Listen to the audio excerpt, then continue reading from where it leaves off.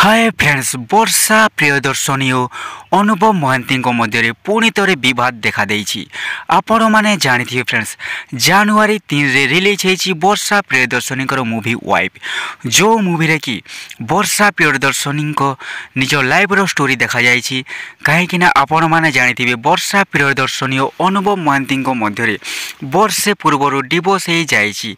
तो मूवीर कहानी एपरी रही कि फ्रेंड्स माने वर्षा प्रियदर्शनी निजर लाइफ रो कहानी कहते यही मूवी जरिया और अनुभव महांती कैरेक्टर को ये खराब देखा जाइए वर्षा प्रियदर्शनी ये प्रमाण करने को चाहती कि अनुभव महांती भूल अच्छी।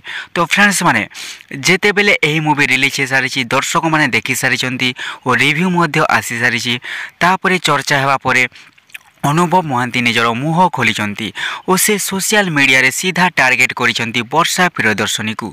से कहिसेंती कि वर्षे आगरू आमर डिवोर्स हो सारी आम मध्य भल संपर्क नथिला आम मध्य एपरिक फिजिकल रिलेशन नहीं।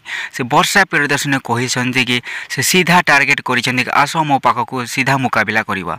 तो फ्रेंड्स माने वर्षा प्रियदर्शनी और अनुभव महांती मध्य पुणी थे बद देखा जाइए।